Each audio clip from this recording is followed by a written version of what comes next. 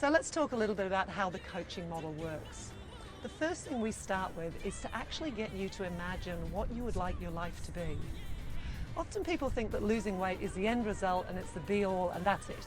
But the reality is, until we actually can imagine what life could be like if we were, let's say, thinner and had a few less kilos that we're carrying around day by day, we can then get excited about the end result and get some enthusiasm for starting the process.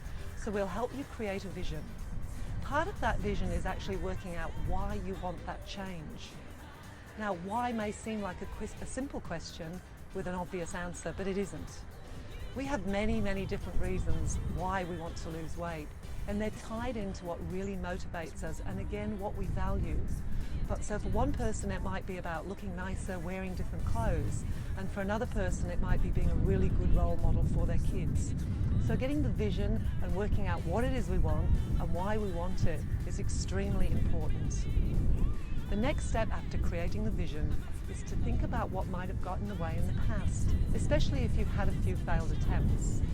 When we look at these things, we don't talk about them as excuses. We talk about them as if they're obstacles and barriers, which are real things. And until we can identify what they are, we can't really think ahead to how we can overcome them in the future. So we'll identify what you think could get in the way in the future in this new attempt, and then together we'll come up with strategies for helping you overcome that obstacle.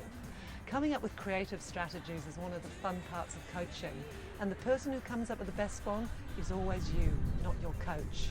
But a coach will act as a support person for you. The next important part of the coaching model is to create a plan. Now, with a plan, we like to think with about 12 weeks or 3 months time frame. So instead of saying what would you like in 3 months' time, we ask what will you be doing in 3 months' time, which will let you know that you're on the way to achieving your goals. So we set behavioural goals rather than outcome goals. With this in mind, you now know where you're heading, you know that it's not that far away, and you know that it's long enough away or far enough away so that you do have a chance to get there. The next step is to create the first week's goals. So what will you do tomorrow? What will you do in 2 days' time? At the end of 7 days, what will you have achieved? What small steps will you have succeeded at that will let you know that you're on your way?